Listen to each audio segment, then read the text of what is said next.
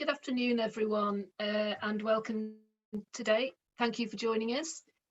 Today's event is brought to you by YESI, the York Environmental Sustainability Institute, who are based at the University of York, and our aim is to facilitate and deliver world-class interdisciplinary research on environmental sustainability.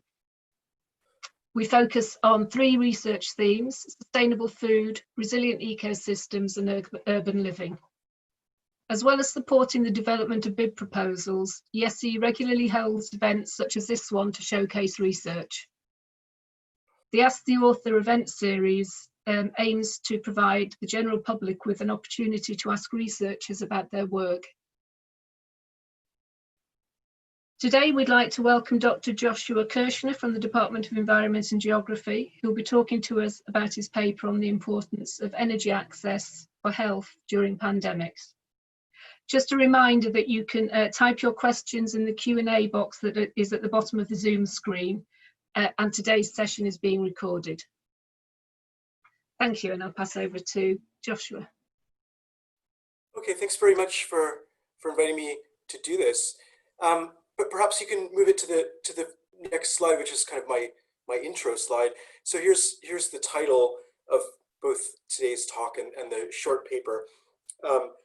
So this is an article that was published in May it's really not a full-length research article. It's a comment piece, I should say. And I should also say that I'm the second author. I worked on this with Professor Vanessa Castan-Broto, who's based at Sheffield. So I just wanted to highlight some of my partners that I've been working with. I am a co-leader of a project that's supported by UK Aid, UK DFID, through its Energy and Economic Growth program, and I'm collaborating with some organizations in Mozambique, a university and a think tank. So I just wanted to include them in this because my time to work on this was supported by this. And I just to say also that going into this, I would like to just pose this question to anyone who's in the room listening. Has this article aged well? Because I think things are so fast moving with this. We wrote the article in April. We did some drafts kind of starting in early April. And then it was accepted. And it was actually fast tracked. So it happened fairly quickly, but it was published in May. And so now it's 2 to 3 months old. So when we were writing this, it was the height of the lockdown. And just as these nationwide lockdowns were kind of spreading across the world, you may remember that in late March, Italy was the first European country to do this, and it felt really new at the time. But now we've lived through this, and it's things have evolved, and so I just was interested in what people thought in terms of how has this article aged in these intervening months. One of the things that we say in the piece is that the pandemic has forced societies to reimagine our collective priorities. And I think this still rings true.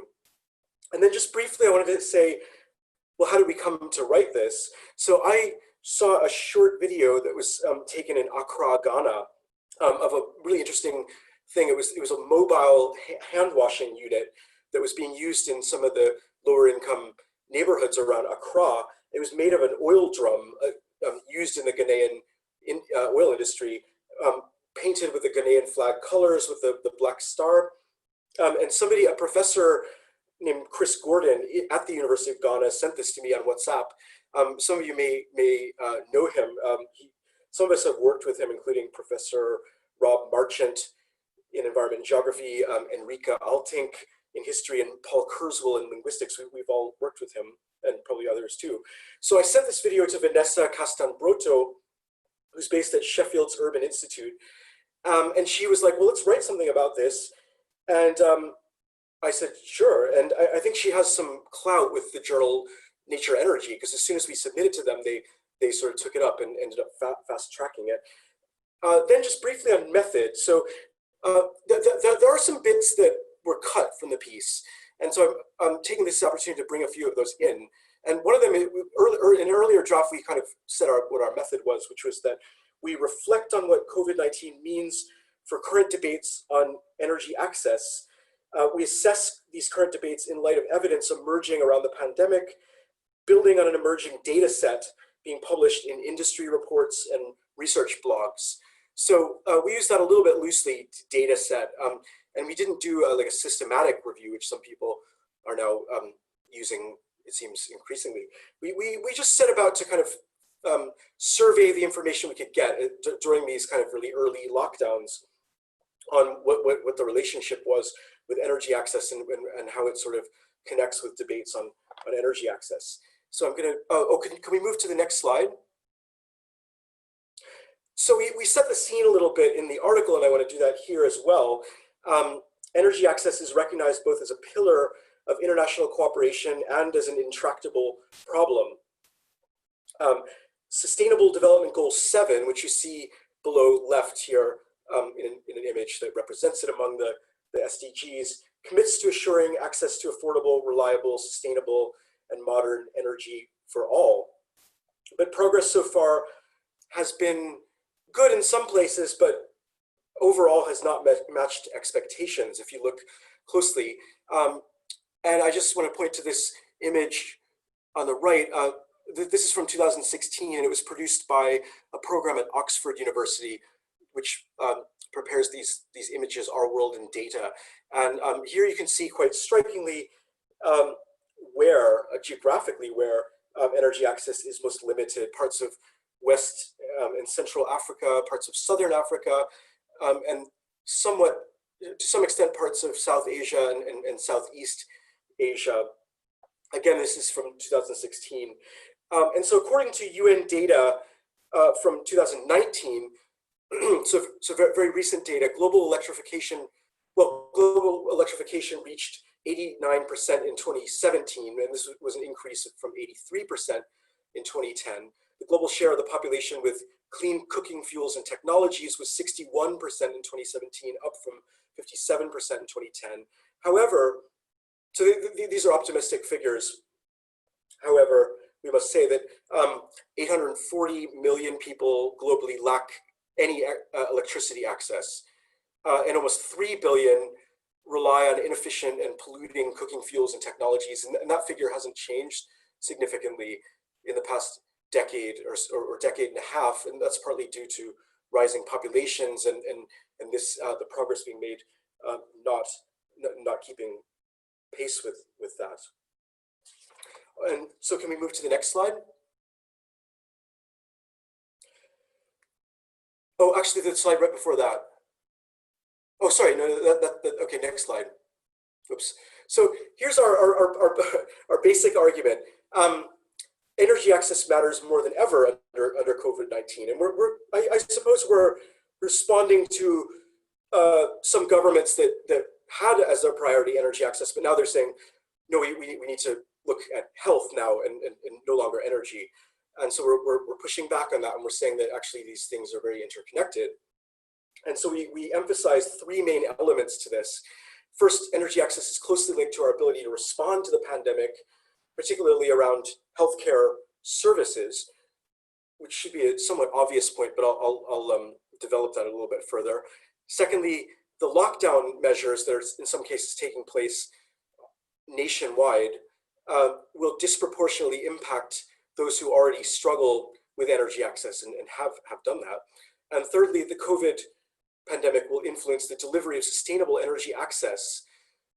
So we can think about the renewable energy sector that's developing in the global south, partly because finance and technology depend on a globally interconnected world, and this no longer seems practicable. So we want to look kind of at the future and what are the impacts on renewable energy in places where there's low energy access. Just gonna close my curtain a little bit here. Can we move to the next slide?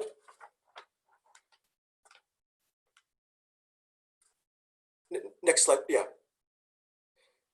Yes, so those three factors that I just outlined, I'm now going to spend the rest of the time I'm allotted, which is 15 minutes, give or take, to break those down, each of those three down further, and that'll be all, and I'll take your questions. So first, let's think about energy access and health services.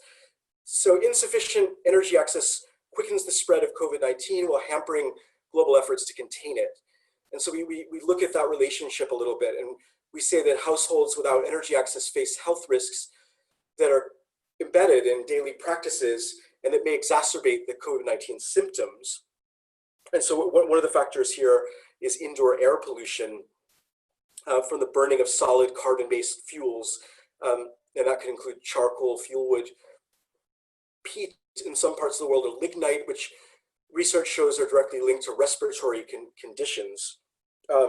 Indoor pollution from burning solid carbon fuels has been linked to these conditions, and there's some evidence to support that exposure of atmospheric air pollution is a risk factor for COVID-19. That was what we found at the time of writing this. I think there has been more work done on this, including in our department, where we have some experts on air pollution. And so it'd be interesting to look further at that.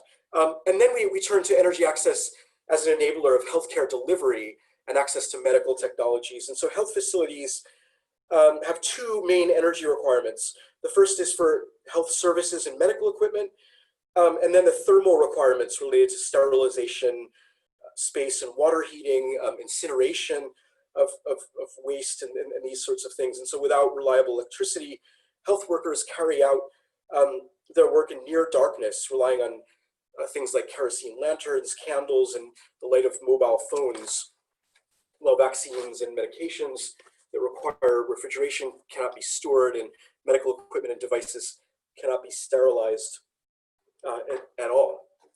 And so we break this down, and we look at some of the implications of this, some of the studies that have been done on this.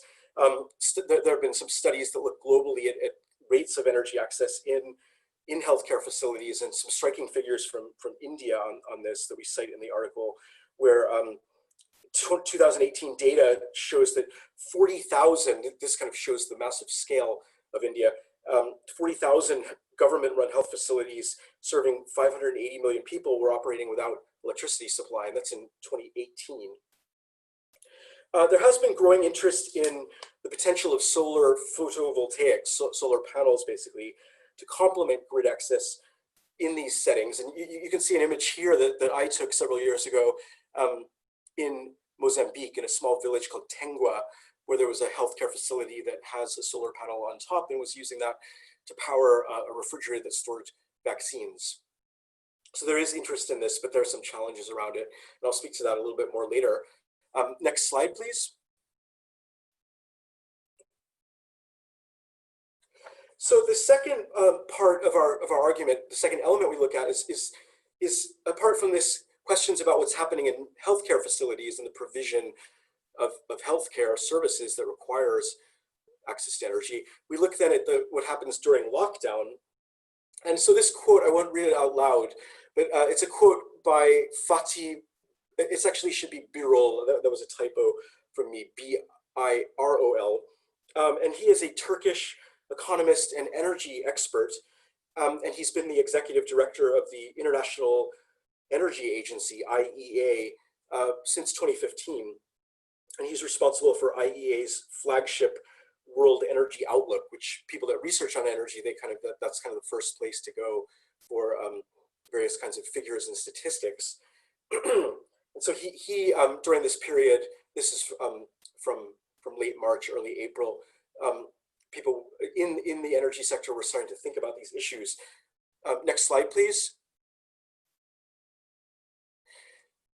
So we look at some particular dynamics around this. Enforced social distancing and lockdowns rest on the assumption that populations have energy access in many cases, and that would include fuels for cooking and thermal comfort, and electricity and lighting for remote communications. In India, for instance, the sudden onset of the lockdown, there was you may have read in the news that India declared a lockdown in late March, very suddenly, and didn't give a lot of time for preparing. And that made it impossible for households to, in many cases, gather and store sufficient fuel. And fuel in particular may be a really difficult challenge. Many people in parts of India and African countries, research tells us that they buy their fuel in very small quantities, just enough to kind of get them through the day in urban markets, often in these crowded urban neighborhoods.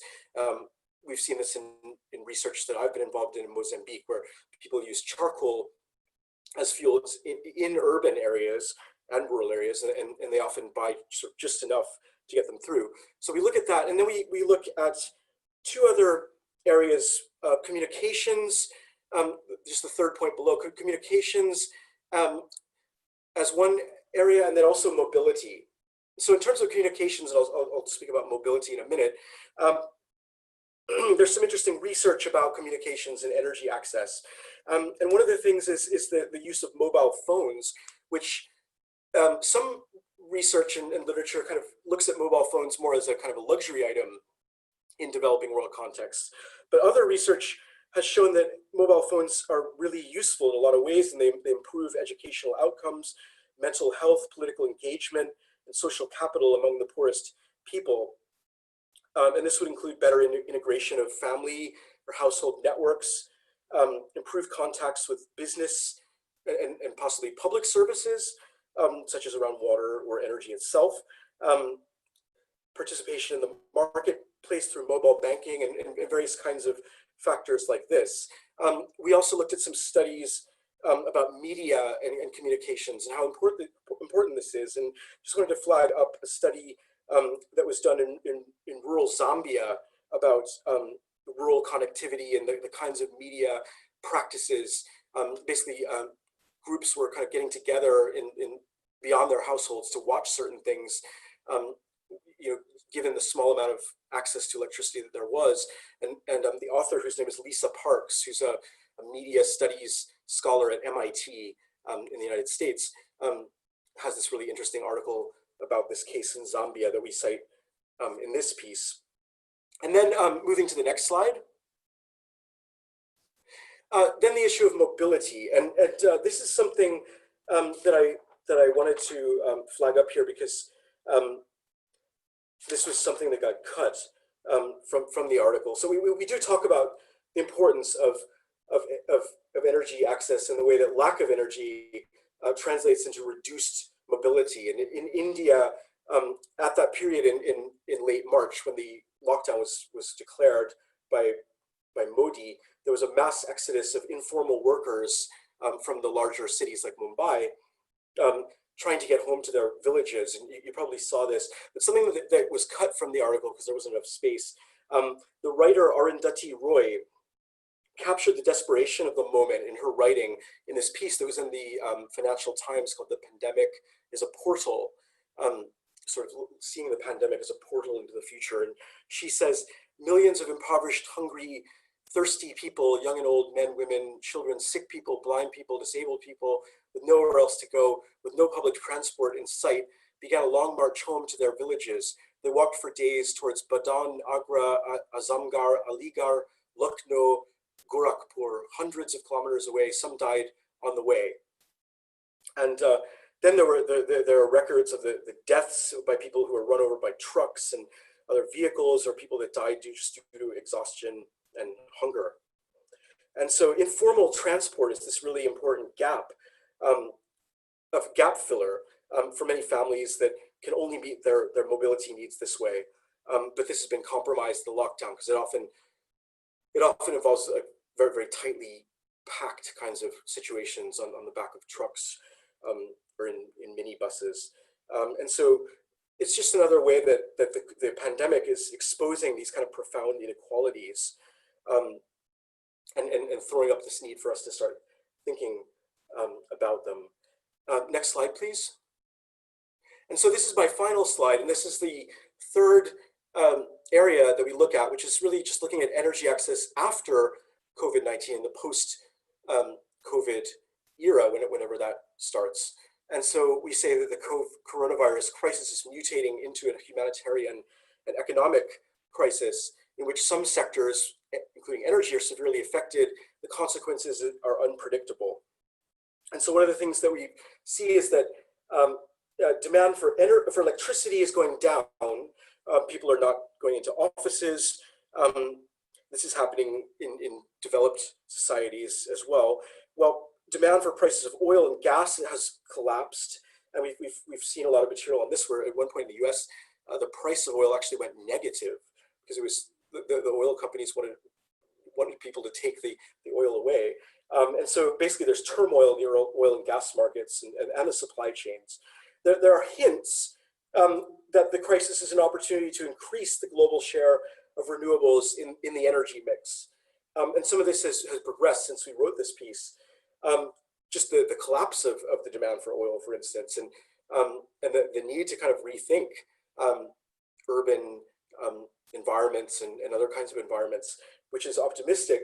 But on the other hand, some sectors within renewable energy are having trouble around issues like financing, maintenance needed, say during the lockdown, also around supply chains. And so we have some figures about that in the piece, where we cite members of GOGLA, which is the Global Association for the Off-Grid Solar Energy Sector. They cite some concerns.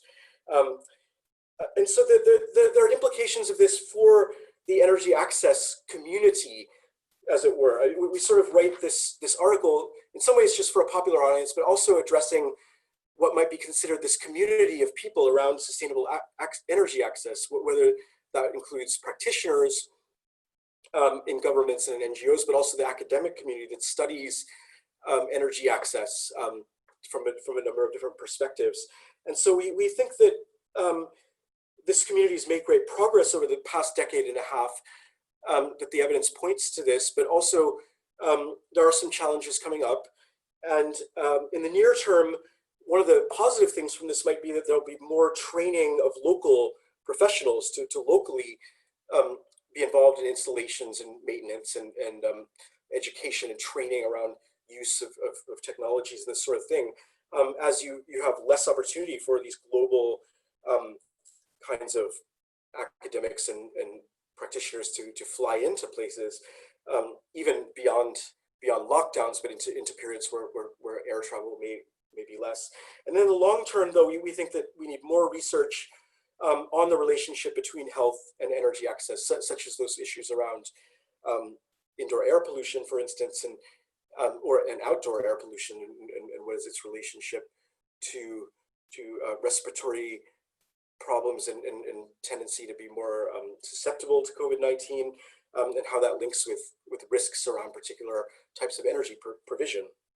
And so I'll finish there and take questions. And so what I think I'm supposed to do is, let's see. 1 second. I will answer. I'll ask the questions, and then we will unmute the person who's asked the question, and they can come back with any follow-up. So we've had a question in from it's an anonymous attendee, asking how will COVID-19 affect the renewable energy market? What key challenges will we see for energy access and new developments such as finance, technology, etc.? Okay, well, I suppose I should make it clear that my sort of perspective is as a scholar.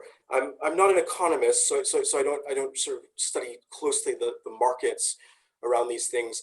I'm more in the field of development, geography, and urban planning, and we're not very good at making predictions. We usually we study kind of what's happening on the ground, but what we try to highlight in the piece is that it's an unsettled situation.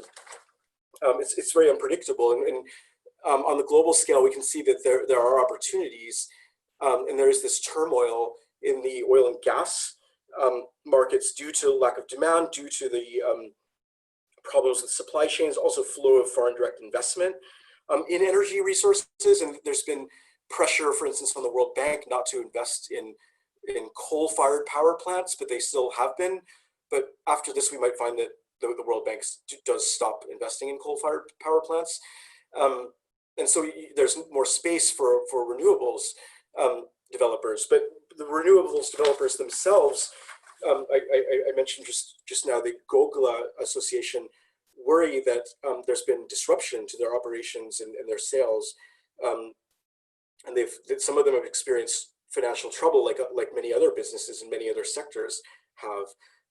And so those that operate in vulnerable communities, hard to reach remote communities, for instance, there could be consequences in terms of greater difficulty in reaching those communities as perhaps lockdowns are continuing, or there could be other factors in that. So, but that's kind of just to say that I don't really know what's going to happen in the future, except based on some of the data that we're gathering now. Thank you. I don't know if we can if we know who Anonymous is, to ask if that's answered the question, or if they have any follow-on. No, I don't think so. We've had another question from Aidan Healy Hill asking, do you think there'll be any issues convincing local populations in developing countries to switch and invest in renewable energy sources rather than continuing to buy small quantities of more traditional fuels? Okay, well, what I would say to this is that this question about buying small quantities of more traditional fuels, research does show that this is quite entrenched, and there hasn't been a lot of change around this, despite efforts to introduce things like these more innovative cooking stoves that maybe use those materials like charcoal, but they do so more efficiently, or they even use alternative materials. There's been some projects that have tried to introduce bioethanol in cook stoves, but those haven't taken off very well, partly because of affordability and supply and those kind of issues. So there hasn't been a lot of change on that side of it, and that's the side around fuels and cooking. There just hasn't been sort of a breakthrough innovation in that, as far as I know. And then there's also the question that there are some cultural preferences around using those kind of fuels for cooking. In the places that I've been working on, which includes East and Southern Africa, most recently, there are preferences for cooking on charcoal, and so it's hard to kind of push people against that. But on the other hand, people do recognize the value of having small scale, including off-grid renewables for things like lighting and charging and entertainment, and that is growing. And I think there should be more awareness now of the potential around health facilities to use some of these technologies that can be off-grid, rather than relying, say, on a diesel generator, which is expensive and has some other negative aspects to it. So do you have anything else you'd like to ask Aidan? That's great. Thank you very much. Nothing else. Thank you. We've had another question in asking, how have the governments of the country you mentioned responded to these issues in the short term and long term? Are they looking to increase resilience or doubling down on old models? That's a really good question. Well, I mean, one interesting thing is, so I was talking a lot about the context that we wrote this article in, which again is just a short piece. It's not an in-depth research article, and I was saying that we were doing that mainly in April. Really, it kind of started in early April and went through to the end of that month. And at that month, things maybe looked a little different than they do now. And there was a lot of worry about what could happen in Africa.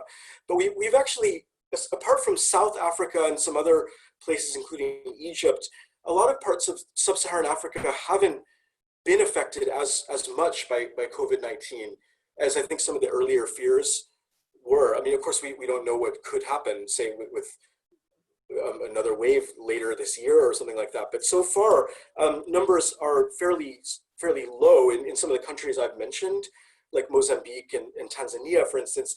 Tanzania is an odd example because I think that they're going for herd immunity there. Like the president doesn't really want to admit much to COVID-19 and has kind of been suppressing data on it and things like that. Whereas in Mozambique, I think there's been more transparency from what I've seen, but the numbers are relatively low. Their experience, they have, well, somebody could probably correct me on this. I don't know the latest numbers, but not more than 1,000 cases total, and daily that they're kind of in the dozens of cases.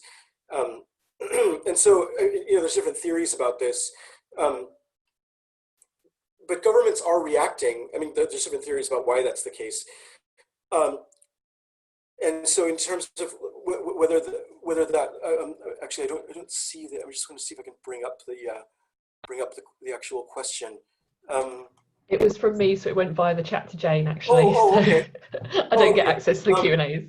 Yeah. I guess, so you were asking, has there been difficulty in convincing governments in some of the areas?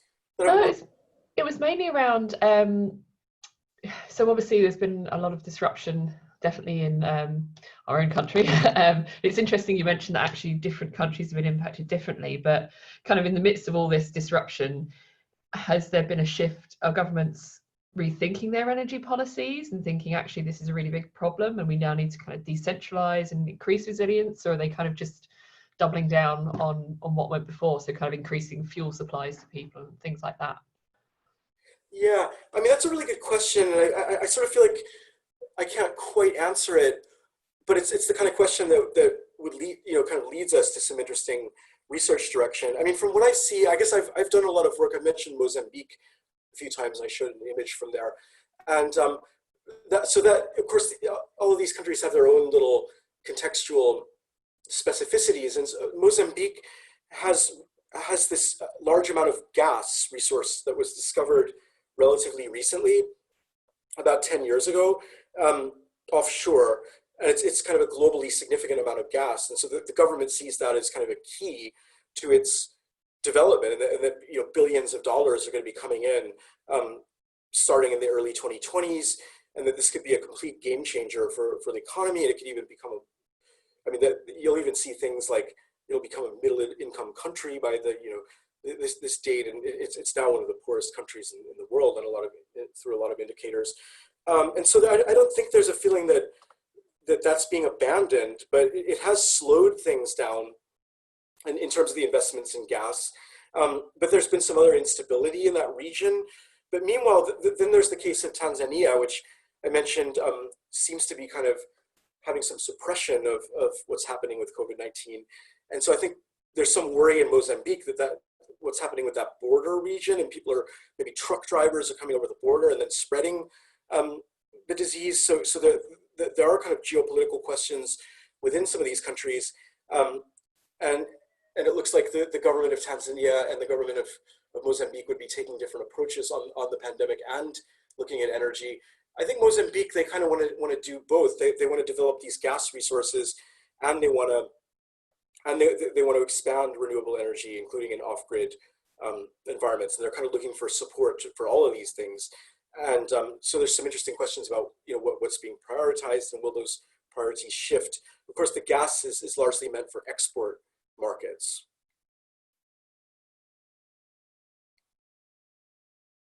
Oh, have we lost you, Robin? No, I'm here. No, thank you very much. It's really interesting, and as you say, it's different intersections, and it's interesting that you've mentioned that it potentially has changed over the course of the kind of like last 4 months or so as things develop. So it's really interesting to hear some of that, and also the complexity as well. Thank you. I just had a question on, do you see any positives that are coming out of what's happened in terms of the future for either renewable energy, or has it led to anything positive at all that you can see, either here or in the developing countries that you've mentioned? Yeah, I think so. Well, here I've been interested in I think a lot of people have been interested in this. Seeing just what happens when people see what it's like to have less cars in the city, and just how negative cars can be in urban spaces. And I think in some countries that there's been more recognition of that previously, like in the Netherlands, for instance, or in Denmark. But people in London, being able to cycle during the lockdown in places that without cars, basically, and I've seen it in New York, and just sort of having that experience, I think, is making urban planners and city governments think about some of these issues in a new way. I think probably from what I can see in places like South Asia and in Sub-Saharan Africa, I mean, the economic consequences of this are so grave for people that can't work. I mean, this is kind of what our piece is really about, the way that we don't, in these contexts, it's much less common to have this luxury of being able to work from home and have the power to be able to, the electric power to be able to do that. And so it's probably just a lot more of the harm from that is coming out. I think frustration from it. In some places they've had experience of pandemics like Ebola, for instance, that was extremely harmful. And so this is another pandemic, and but I think that these effects are being felt while the case numbers are quite a bit lower than, especially than the United States and some of the other European countries. And so it might be a little harder to find positives there. But just looking at the point about whether these rural health facilities in India, in countries in West Africa, countries in Central Africa could be powered by off-grid systems rather than, say, a diesel generator or just not having power at all. And the generator can be very noisy and dirty and is expensive, I think I mentioned.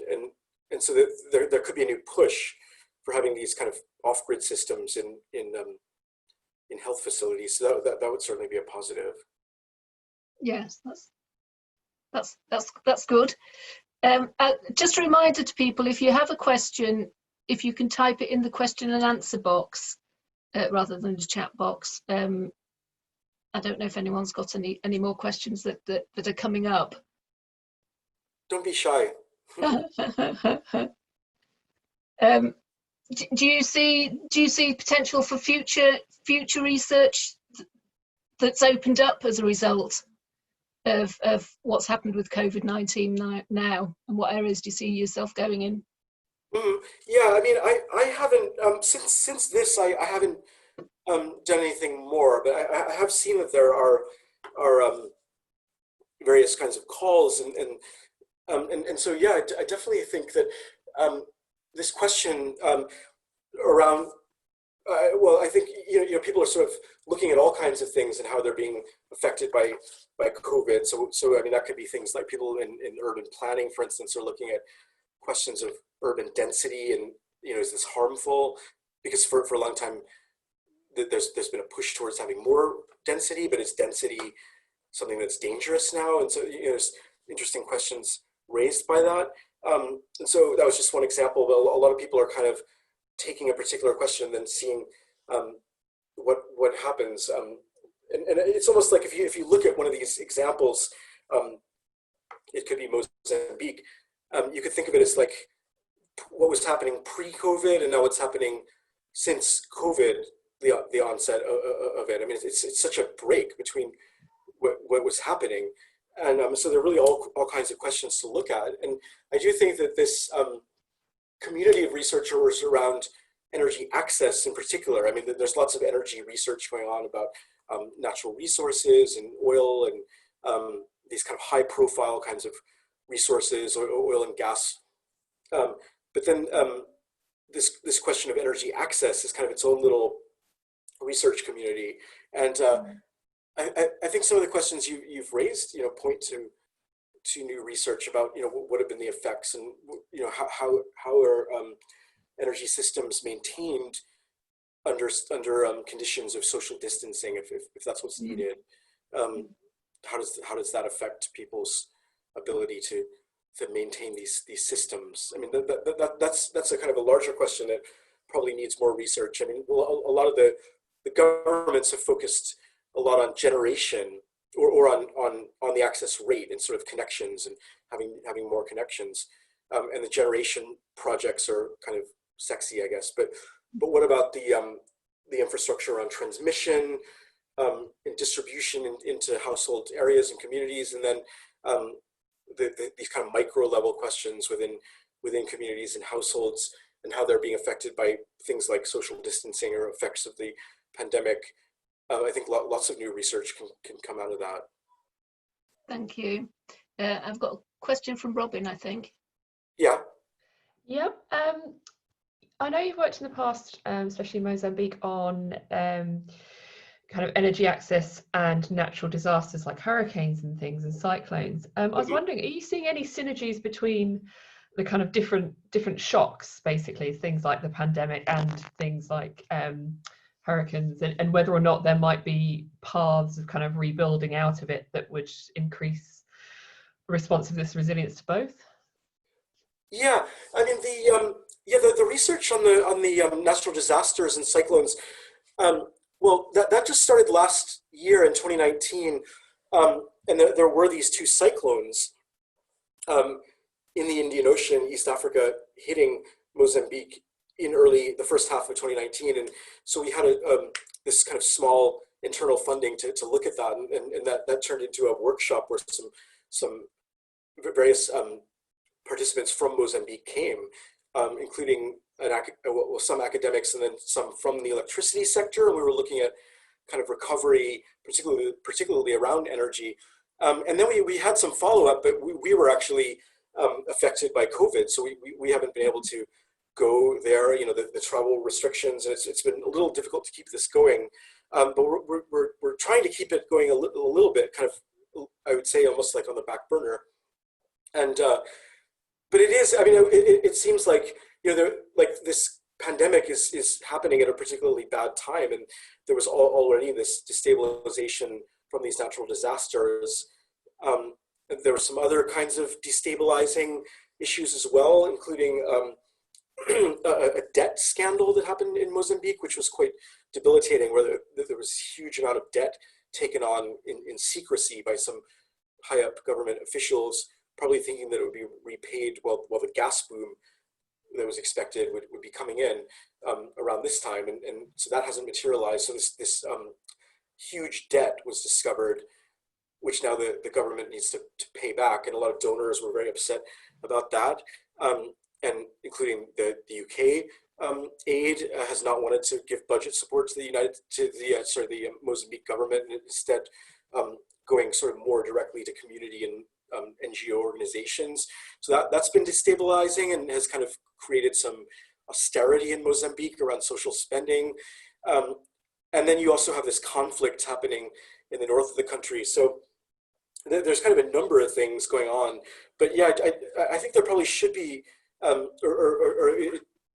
one can imagine that there would be kind of synergy maybe around this recovery and kind of the destabilization from the disaster, which may have climate disruption kind of connections, and this pandemic, which some scholars have looked at the pandemic and the origins of the pandemic, and looked at connections with growing encroachment on particular environments and habitat, and the way that there can then be zoonotic jumps of disease spread in these kind of interstitial areas that are not really rural, not really urban, and markets sprouting up in these kind of places. And so that there are kind of environment and climate dimensions to both of these. And so I think it does make sense to think about them as synergistic. Super, thanks very much. Mm-hmm. Thank you. We haven't had any more questions come in from people. That's okay. I might give them just a second in case anyone has a final question they'd like to ask. I was wondering, do you think there's a danger with what's happened in developing countries, the money they've had to spend as a result of COVID, that budgets that were already being squeezed will be further endangered, which could have a knock-on effect for Africa particularly? Yes, I mean, I do. And I mean, I do think that that's kind of part of, I mean, I tried to say at the start kind of how we came to write this article. And part of it is that there's this unpredictability about what's going on, and a lot of rethinking going on. That's exciting. And that's playing out in a lot of different spheres. But on the other hand, there's this kind of grim situation that it's hard to really ignore. And it's kind of happens every morning. If you look at the news, you see this kind of very really grim economic kinds of statistics, and this is in nearly any country that you can imagine. And so I think levels of poverty are set to increase, and a lot of gains that were made over the past decade or two in Latin America and in sub-Saharan Africa and in Asian countries are set to be lost. And so that was one of the motivators of this article, was to say that there could be a temptation to just say, well, this energy thing, that's not really a priority now, because we have to think about these other things like, well, healthcare provision and food provision, for instance. But what we're essentially saying is that you can't just sort of shunt the question of electricity and fuel access away from these things, and they should remain priorities. But the challenge is that I think there will be some hits to these budgets and levels of investment. Yeah. Thank you. I've had another question in from Asmina asking, have you any thoughts on energy access in South Africa post COVID-19 and the energy economy recovery? Yeah, that's an interesting one, because South Africa is such a kind of, well, it's a I mean, I see it as a unique country in Africa, and it has some features of a developed country, and then some features of a really not a developed country, and that's what makes it such a fascinating place. And then that's kind of reflected in its energy system, where levels of access are a lot higher than some of the countries I've spoken about, but it's not 100%. And then there are parts of of South Africa where there is access, but there isn't affordability, and people de facto don't really have access because they can't afford it. And you have some interesting things going on with renewable energy, and this is something that we're looking at in some other work on kind of these large scale renewable energy projects that are grid connected, which is something that hasn't happened so much yet in some of the other African countries, that are utility scale. And I think that's maybe what the questioner was asking about. So again, I mean, I think I mentioned about the ways that the oil and gas industries are being destabilized and losing demand. And this is what's hopeful about the moment for those of us that want to see a boost in renewable energy and a boost in climate compatible economic growth. And so this could open a new space for those large scale renewable production sites in South Africa, particularly possibly de-investing in coal, because South Africa is the place in Africa that is the most, well, it's the highest producer of coal, and also the most reliant on coal in its energy system. And so that would be a really important thing to start to decrease. But it's a very political kind of question as well, because you have political ties with the South African electricity provider, unionization, not that I'm anti-union, but you have negotiation between unions and protecting jobs in this area, which is a dirty kind of energy area, some of the coal-fired power plants. And so I think those looking at South Africa have emphasized this idea of a just transition, and transitioning in such a way that can be just and equitable, so you kind of create employment in these cleaner sectors. So I guess I would point to that. And just one other comment on that. Well, I'm from the US, as those many of you will know, and so I've been looking closely at what's happening in the political situation there. And Biden has just proposed this multi-trillion, I think, plan to have green development in the United States. And of course, if the Democrats, if Biden wins, but the Democrats don't take control also of the Senate, that will not happen, I don't think. I mean, it'll be blocked. But if the Democrats win the presidency and the Senate and have the House, then you could really have some interesting kind of change there. And Biden said that when he thinks about climate change, he thinks about jobs. And and he thinks about the creation of jobs in these kinds of green energy sectors. And it seems that people in South Africa in power now are thinking along those lines as well. Do you have anything else you want to ask, Asmina? Has that answered your question? Thanks, Josh. I think I was just more concerned about looking at energy access going forward, because load shedding has started again in South Africa now that COVID has ended, and that's definitely having an impact on the hospitals, which is going to have an impact on health, which is going to have an impact on the economy. And I guess with the economic recovery we're going to see in South Africa, we may see money being pulled out of renewables and put back into that economic recovery and health and education instead. Yeah. So there's a lot of that's happening here, and it's a big concern for people in South Africa because we're going 4 hours without power. Again, we had 3 months, which was lovely, but we're now going back to that load shedding period, and that's going to have a serious impact on health. And post-COVID, and renewables are going to be delayed further. So I think that access to energy is definitely going to be a problem. And getting investment, that's going to be a problem too. Yeah, so it's really good to have your perspective on this. Asmin is in South Africa now. I'm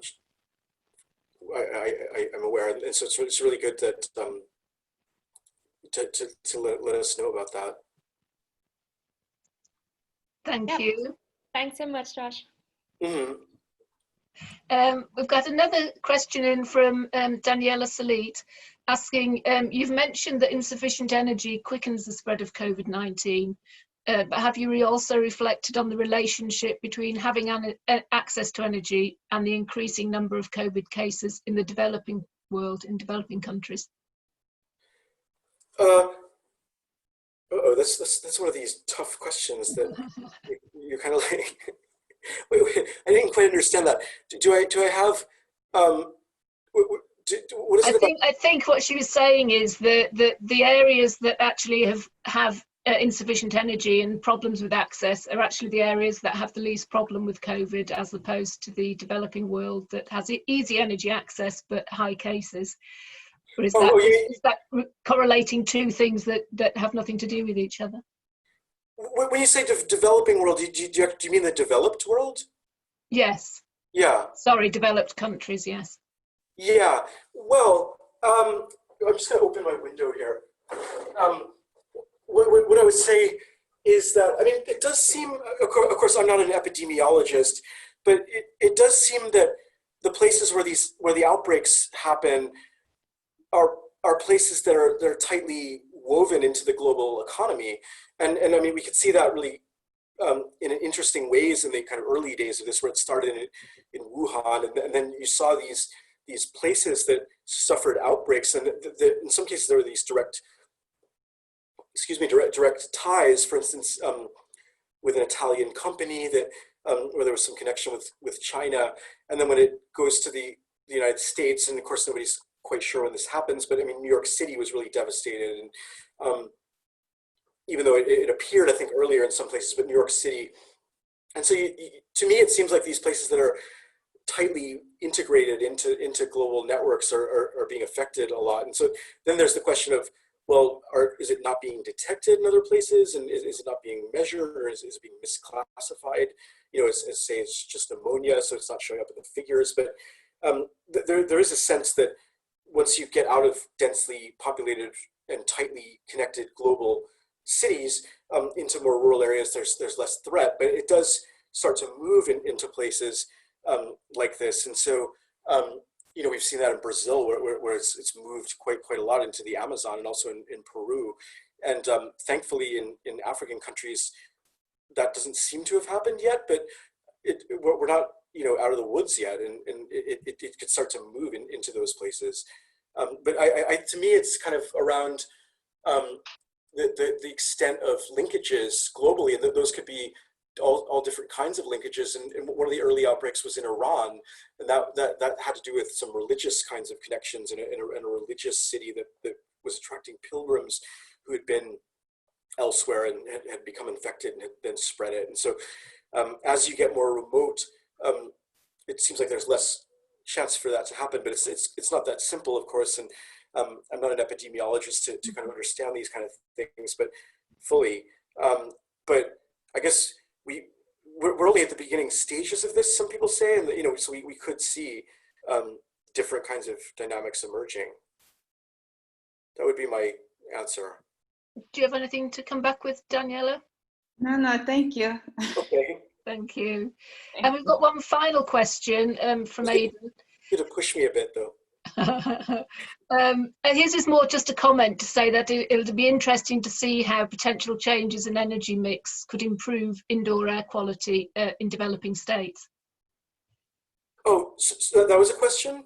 Well, it was more of a comment.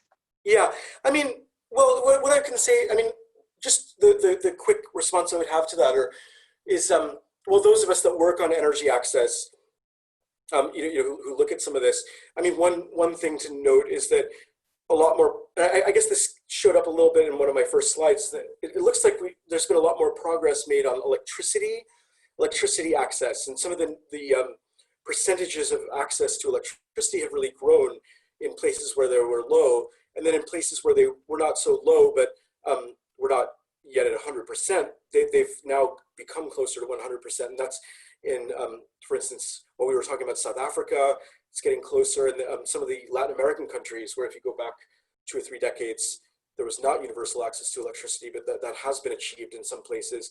But with the fuels and the cooking technologies and fuels, that's been slower, and so you can see that in some of the figures I showed, where there's still something like 3 billion people that don't have access to these clean technologies around fuels, and so that's a bigger challenge.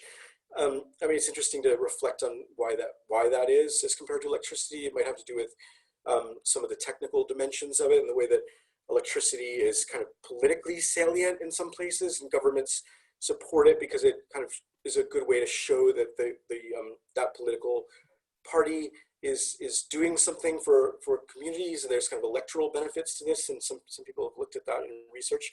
And then around the cooking technologies, there's interesting gender dimensions of that, and sort of who is using certain kinds of technologies for cooking and certain appliances, and who, how decisions are made in households to invest in such appliances, and who can then use that appliance. There's interesting and also somewhat obvious gender dimensions of this. I mean, it's women that are often, in these households, the ones responsible for this, and so patriarchal kinds of relationships at different scales might be marginalizing that as a priority. So that's all stuff that can be looked at more. Fabulous. We've almost run out of time. I'd like to thank you very much for taking the time for talking to us today, and for all the attendees for all their feedback and questions. Thank you very much. Yeah, thank you. I really appreciate the questions and the time. That's excellent. As the author's taking a break for the summer, but we will be back in the autumn. And thank you guys in Yessi for organizing this. That's no problem at all. We've enjoyed it. Thank you very much.